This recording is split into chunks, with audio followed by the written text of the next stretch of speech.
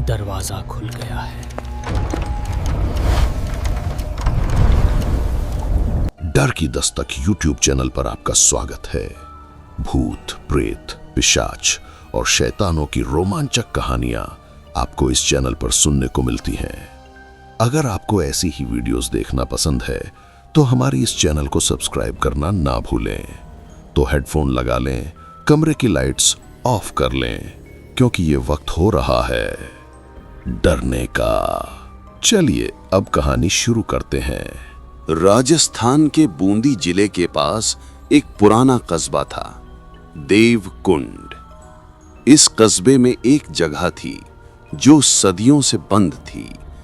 एक पुरानी पत्थर की बनी 52 सीढ़ियों वाली गहरी बावड़ी, जिसे लोग नरक की सीढ़ियां कहते थे। कहा जाता था कि बावड़ी के नीचे एक अंधेरा कुंड था जो सिर्फ पानी नहीं, किसी और चीज से भरा था। सड़ांध, चीखें और अनसुने श्रापों से। लोग मानते थे कि बावड़ी में आत्माएं सीढ़ियां चढ़ती उतरती दिखाई देती हैं, और जो भी इन सीढ़ियों को गिनने की कोशिश करता है वो कभी वापस नहीं लौटता, क्योंकि सीढ़ियां कभी एक जैसी नहीं रहती। हर बार उनका नंबर बदल जाता था। कहानी 3 दोस्तों से शुरू होती है। आरव, रोमांच का दीवाना। सिया, बहादुर लेकिन अंदर से संवेदनशील। विक्रम, सबसे शांत पर दिमाग तेज। तीनों अपने YouTube चैनल के लिए हॉन्टेड प्लेसेस की खोज करते थे। एक दिन उन्हें किसी अनजान नंबर से मैसेज आया, देवकुंड बावड़ी में उतरने की हिम्मत है? अगर सच जानना चाहते हो तो 52वीं सीढ़ी मत गिनना, वरना तुम लौटोगे नहीं। तीनों ने पहले इसे मजाक समझा, लेकिन आरव ने तुरंत फैसला कर लिया, हम कल वहीं जा रहे हैं। अगले दिन जब वे बावड़ी पहुंचे, सूर्य डूब रहा था। आकाश लाल था, हवा में अजीब सी गंध। बावड़ी के चारों ओर टूटे हुए पत्थर, दीवारों पर उकेरे गए अजीब चिन्ह और बीचों बीच खड़े लोहे के 2 भारी गेट।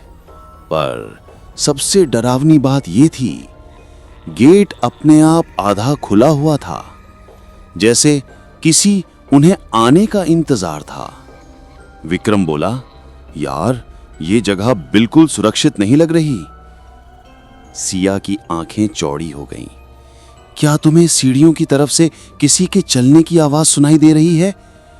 आरव हंसकर बोला, अरे कुत्ते बिल्ली होंगे। लेकिन अगली ही सेकंड सीढ़ियों के अंदर से भारी कदमों की आवाज आई। ठक ठक ठक, मानो कोई बहुत बड़ा आदमी ऊपर चढ़ रहा हो। तीनों चुप हो गए। आवाज अचानक रुक गई। कुछ क्षण बाद सभी ने एक साथ फुसफुसाहट सुनी, 52 52 52। सिया ने तुरंत आरव का हाथ पकड़ लिया, ये कोई इंसान नहीं है, हम चले यहां से। लेकिन आरव कैमरा ऑन कर चुका था, अब आए हैं तो जाएंगे भी। जैसे ही तीनों ने सीढ़ियों की ओर कदम बढ़ाए, उन्हें लगा कि हवा भारी हो गई है। सीढ़ियां नीचे गहरे अंधेरे में जा रही थीं, इतनी गहरी कि रोशनी भी उसमें निगल जाती थी। सिया ने टॉर्च चलाई, लेकिन जैसे ही रोशनी नीचे गई, सभी दंग रह गए। सीढ़ियां चल रही थीं। हां, सीढ़ियां खुद ब खुद हिल रही थीं, जैसे कोई अदृश्य शक्ति उन्हें फिर से आकार दे रही हो। विक्रम पीछे हट गया, सीढ़ियां जिंदा की तरह क्यों हिल रही हैं? पर आरव बोला, ये ऑप्टिकल इल्यूजन है, डरना बंद करो। तीनों उतरने लगे। पहली सीढ़ी से 10वीं तक सब सामान्य लगा, लेकिन 11वीं से 20वीं सीढ़ी तक पहुंचते पहुंचते ठंड बढ़ती गई, सांसें धुंध बनने लगीं और पीछे से किसी के उंगलियों से पत्थर खुरचने की आवाज आने लगी। कर्क कर्क कर्क, जैसे कोई पीछे चढ़ रहा हो, पर वे मुड़े कोई नहीं। जैसे ही वे 30वीं सीढ़ी पर पहुंचे, वातावरण अचानक बदल गया। दीवारों पर उभर आए चेहरे, आंखें खोलते हुए, मुंह हिलाते हुए। विक्रम चिल्लाया, ये पत्थर के चेहरे अभी नहीं थे। सिया रो पड़ी, आरव वापस चलते हैं। लेकिन तभी दीवारों के चेहरे एक साथ बोले, ऊपर मत जाओ, नीचे मत जाओ, 52 तक पहुंचोगे तो सपने में भी नहीं बचोगे। तीनों जम गए। आरव कांपती आवाज में बोला, ये हेल्यूसिनेशन है, शायद गैस। लेकिन दीवारों पर मौजूद सैकड़ों पत्थर के चेहरे अचानक खिलखिलाकर हंसने लगे। जैसे ही वे 40वीं सीढ़ी के पास पहुंचे, टॉर्च का प्रकाश अपने आप कम होने लगा। फिर अचानक सीढ़ियों का एक हिस्सा टूट गया और एक भयानक काली छाया तेजी से सिया की ओर बढ़ी। सिया चीखी, मुझे कोई पकड़ रहा है। आरव और विक्रम उसे खींचकर बचाने लगे, लेकिन छाया उसके पैर पकड़ चुकी थी। कुछ सेकंड की जद्दोजहद के बाद वो छाया गायब हो गई। लेकिन सिया ने नीचे देखा और दंग रह गई। उसका पैर काला पड़ चुका था, पूरी तरह ठंडा और सुन्न। विक्रम बोला, ये जगह हमें एक एक करके निगल रही है। पर आरव का कैमरा अब अजीब आवाजें रिकॉर्ड कर रहा था। 43, 44, 45, कोई आ रहा है। अब सीढ़ियां बिल्कुल अलग दिखने लगीं। कभी वे लकड़ी की लगती, कभी मिट्टी की, कभी अचानक लंबी हो जाती, कभी छोटी। वे जैसे किसी अनंत चक्र में फंस गए थे। विक्रम ने चीखते हुए कहा, हम 45 पर हैं, लेकिन ये 45 तीसरी बार आ रही है। हम घूम रहे हैं क्या? अचानक हवा में एक रूह कांपा देने वाली आवाज गूंजी, सीढ़ियां बदलती नहीं, जो चढ़ता है वही बदलता जाता है। और तभी ऊपर से नंगे पैरों की तेज दौड़ती हुई आवाजें आने लगीं। ठक ठक ठक, जैसे कोई अदृश्य अस्तित्व पूरी रफ्तार से सीढ़ियों पर उतर रहा हो, सीधा उनकी ओर। तीनों डरते डरते 51वीं सीढ़ी तक पहुंच गए और वहां एक विशाल अंधेरा दरवाजा था, जिस पर खून जैसी लाल लकीरों से बड़ा सा चिन्ह बना हुआ था। सिया की धड़कन रुक सी गई। यह दरवाजा इस दुनिया का नहीं है, विक्रम धीरे धीरे बोला। अगर ये 51वीं है तो 52वीं कहां है?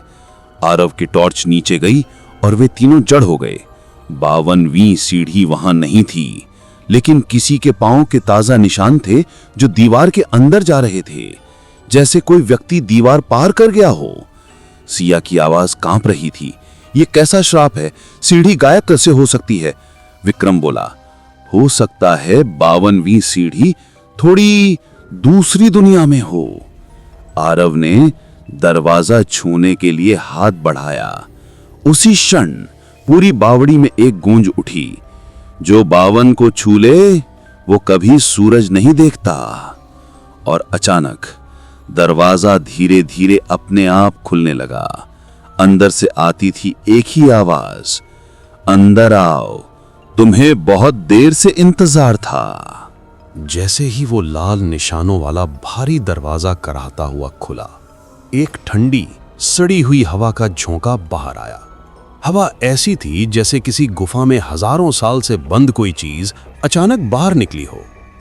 आरव, विक्रम और सिया वहीं पत्थर बनकर खड़े रह गए। अंदर का अंधेरा सीढ़ियों वाला अंधेरा नहीं था, वो एक अलग ही दुनिया का जीवित सांस लेता हुआ अंधेरा था।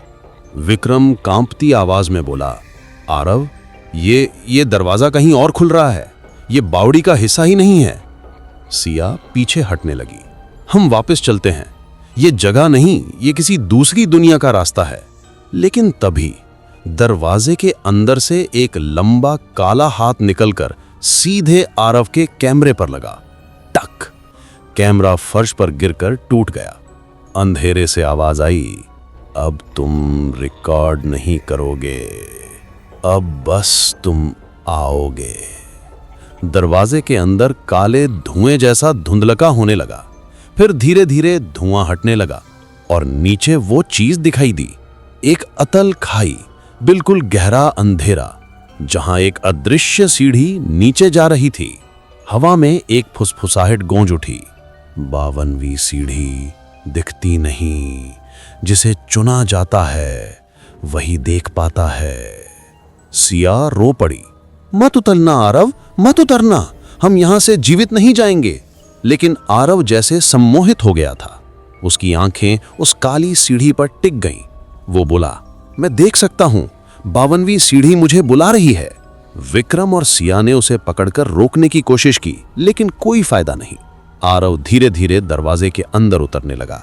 जैसे ही उसने पहला कदम रखा, सीढ़ी ने एक भयानक आवाज निकाली, घरा, जैसे किसी ने उसकी हड्डियां चबा ली हों।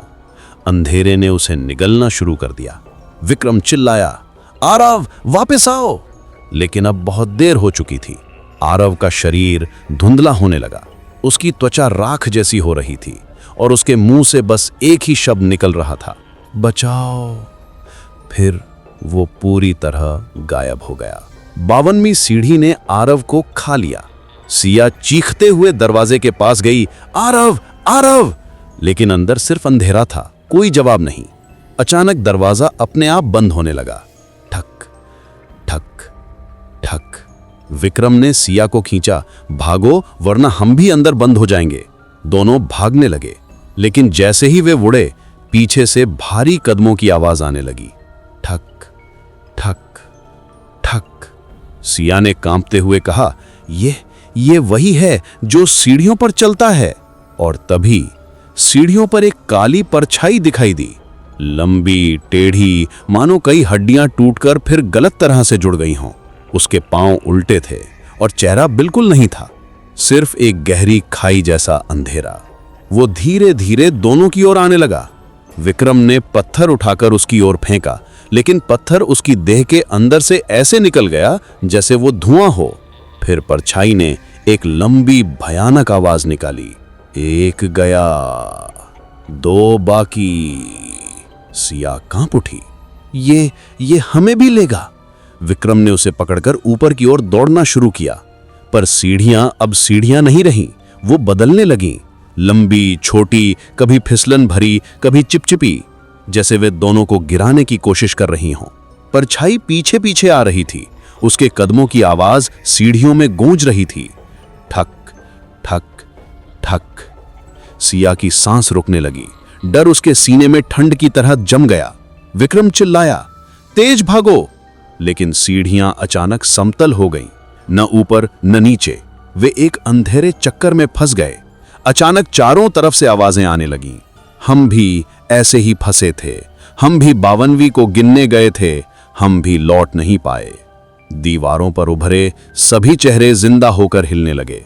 उनकी आंखें खून से भरी थीं, मुंह से काला धुआं निकल रहा था। सिया ने लगभग बेहोश होते हुए कहा, ये सब 52वीं सीढ़ी के शिकार हैं। विक्रम ने समझा, बावड़ी पर कोई बहुत पुराना, बहुत क्रूर श्राप था। जो भी इसे चुनौती देता, वो इसका हिस्सा बन जाता। विक्रम ने महसूस किया कि परछाई बस कुछ कदम दूर है। अगर वे अब नहीं भागे तो हमेशा के लिए बावड़ी का हिस्सा बन जाएंगे। विक्रम ने सिया का हाथ कसकर पकड़ा और पूरी ताकत से ऊपर की ओर छलांग लगा दी। सीढ़ियां अचानक फिर आकार बदलने लगीं, 40, 30, 20। उनके कदमों के नीचे सीढ़ियां टूटने लगीं, जैसे किसी को नापसंद हो कि वे बचकर जा रहे हैं। परछाई गुस्से में चीखने लगी, कोई नहीं जाता। उसकी चीख से पत्थर टूटने लगे। विक्रम ने सिया को धक्का देकर ऊपर की तरफ फेंका, भागो सिया, मैं रोकता हूं इसे। सिया चिल्लाई, नहीं विक्रम, पर साया विक्रम पर टूट पड़ा। विक्रम ने आखिरी बार चिल्लाया, भागो वरना ये तुम्हें भी ले लेगा। और फिर विक्रम गायब, साया उसे खींचकर अंधेरे में ले गया।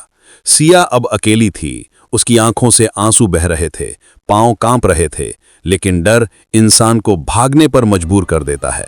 वो सीढ़ियां चढ़ती गई किसी तरह, 10, 8, 6। साया अब उसके पीछे तेजी से आ रहा था। 5, 4, 3। आवाज गूंजी, जो बावड़ी का दरवाजा खोलता है वो कभी नहीं बचता। पर सिया ने पूरी ताकत लगाई, 2, 1, और बावड़ी के बाहर कूद गई। जैसे ही वो बाहर पहुंची, गेट जोर से बंद हो गया, ठा ठाक, और नंगे पैरों की आवाज अचानक बंद हो गई। पूरी बावड़ी फिर शांत हो गई, जैसे कुछ हुआ ही नहीं। सिया जमीन पर गिरकर रोने लगी। आरव, विक्रम, क्यों गए तुम? 1 महीने बाद सिया अस्पताल से घर लौटी। वो बोल नहीं पा रही थी, बस खामोश। लेकिन एक रात उसने अपनी डायरी में एक लाइन लिखी, बावड़ी वापस बुला रही है। और तभी कमरे की खिड़की पर वो वही आवाज आई, ठक ठक खक, जैसे कोई सीढ़ियां चढ़ रहा हो। सिया का चेहरा सफेद पड़ गया। वो दहशत में लिखने लगी, विक्रम, आरव वापस आ गए हैं, लेकिन इंसान बनकर नहीं। और डायरी का पन्ना आखिरी लाइन पर खत्म हो गया, 52वीं सीढ़ी अभी भी किसी को ढूंढ रही है।